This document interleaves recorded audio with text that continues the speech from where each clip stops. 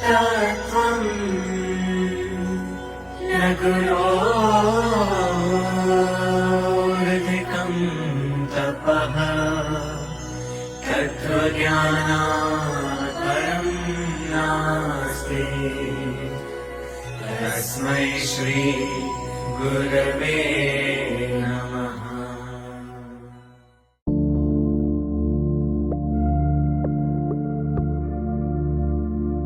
Sometimes when we are inflicted with several hardships, we feel that we lack God's grace and Guru's grace, which leads our mind into great turbulence. We constantly remain disturbed. We feel as if Guru has abandoned us. However, Guru does not leave us unless he shakes the tendencies within us and drags them out to burn them into ashes. He first reveals to us the extent and depth of our disturbance and then releases us from them. He will subject us to suffering, brings the rajasic tendencies into our head, and burns them into ashes in the fire of self-knowledge. All this is the plan of the Guru. The Guru does not sit quietly. He keeps on shaking our minds as well as our tendencies. He acts as if talking to us but doesn't stop his process of shaking the tendencies within us. Until and unless a bottle containing water is not shaken, the mud contained in the bottle does not rise. Similarly, until and unless the Guru does not shake our tendencies within the heart and shoots them into our heads, we will not become aware of our tendencies. He will chase us until we put our foot in the path of the national highway. He will not allow us to roam in the alleys. Sri Ramana's path is that of the national highway. Our legs need not be placed on the brakes of the car.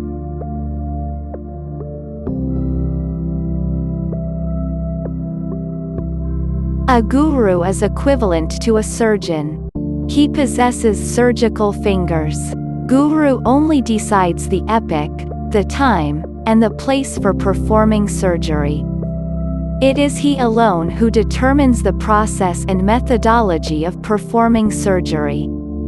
The external surgeons insist upon sufficient blood and conducting all the required medical investigations before surgery. They do not do any surgery in haste. How can God act hastily when the surgeons only do not behave hastily? God will not operate without the advent of the appropriate time. He only decides the epoch. Guru does not eradicate all our tendencies obstructing our self-realization in a single instance. It is because we will not be able to bear it. He does not blow out all our bases or supports in a single instance, for he knows very well that we will go mad by doing so. He will drag out our tendencies one after the other and burn them into ashes. Until and unless we do not attain the self, he keeps chasing and hunting us. As a hunter chases an animal, even the Guru chases our ignorance till we attain self-realization. Without the destruction of ignorance, we cannot achieve self-realization.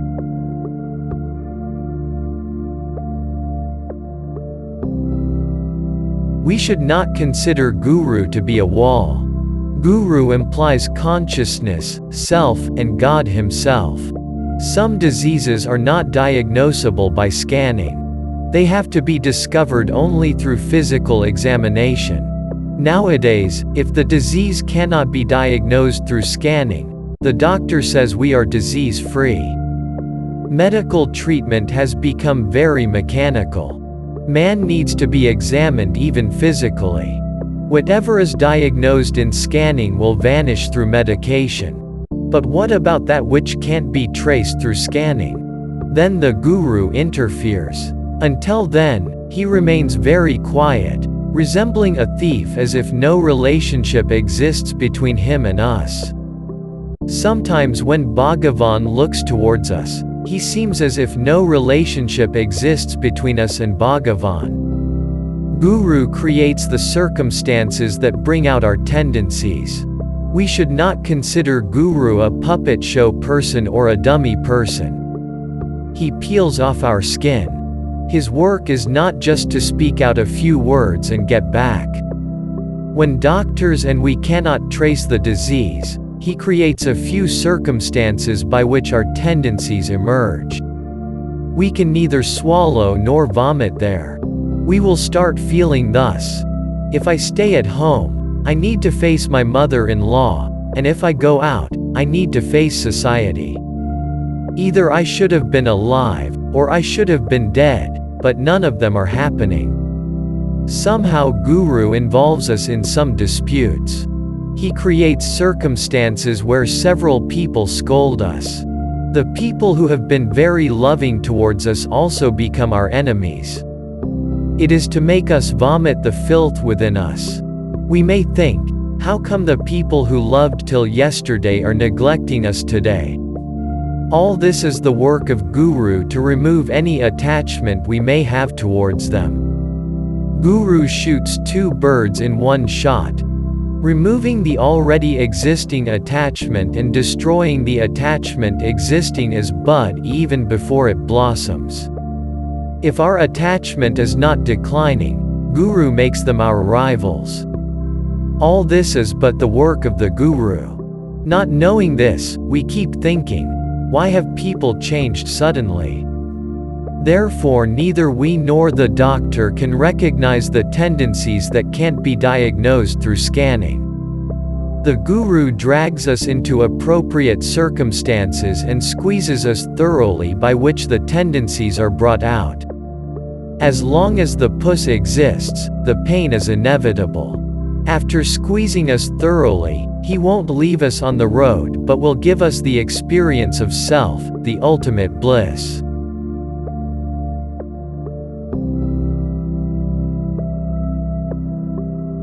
If there is any chance of the recurrence of any tendencies that obstruct our self-realization, Guru will press us in the nook of the door and ensure that these tendencies will not recur. Unless we get immersed in endless peace and joy, Guru will not leave us. The cause of our sorrow is not outside but exists within in the form of doership. Guru places us in the nook of the door and presses the door. He puts us amid hardships so that we vomit out our weaknesses. He does so not because he does not like us but because he wants us to learn some lessons from it. We will gain wisdom only after learning those lessons. The work of the Guru is internal. When he closes his eyes, he looks at himself. When he opens his eyes, he tries to show us that self within him.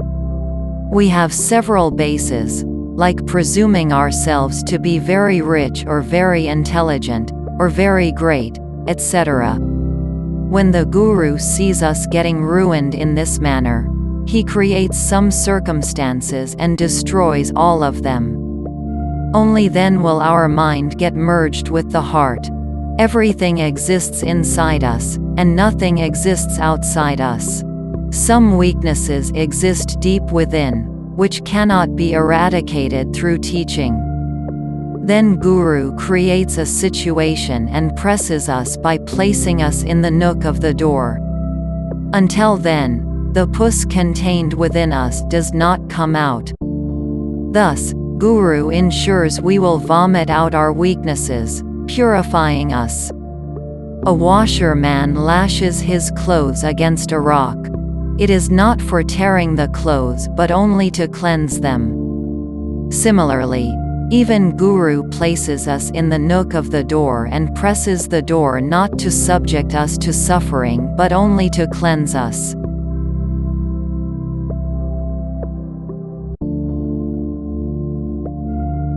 Though we are not good, we always feel as if we are good. Wherever we are not good, Guru keeps pointing us that we are not good in that particular aspect.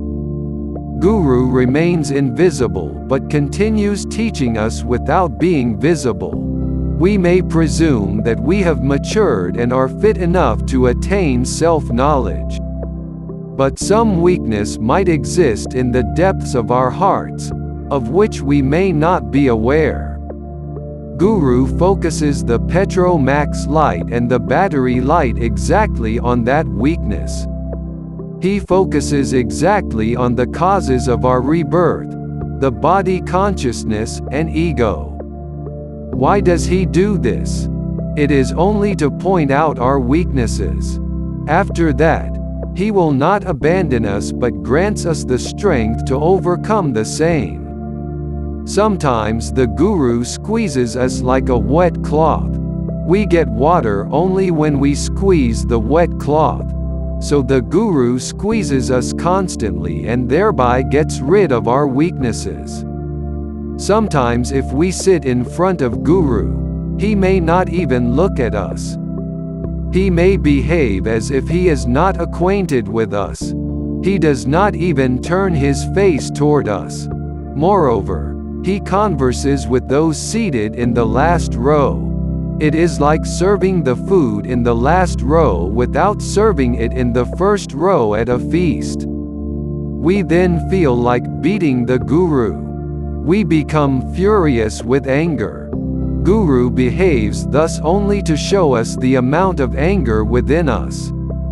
He shows us our weaknesses and makes us aware of the same. Then he grants us the faculty of overcoming that weakness and strengthens the same. He enables us to make an effort and will not abandon us till we get released from that weakness. Such is the glory of Guru.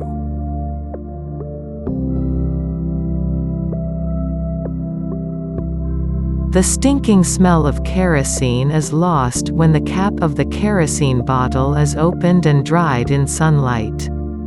However, the smell is retained and not lost if the kerosene bottle is stored at home without opening the lid. Similarly, Guru dries our minds in the same manner. He does it only out of love and affection for us, not hatred and anger.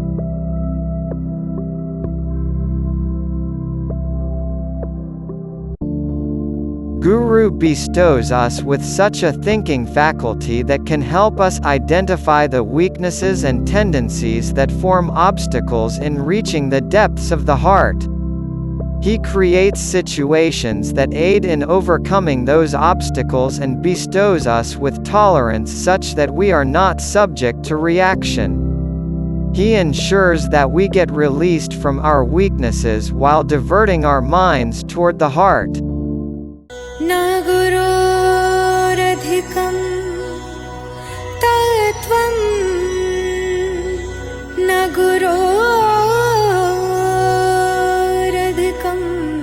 तपः तत्त्वज्ञानात् परं नास्ति तस्मै श्री गुरवे नमः।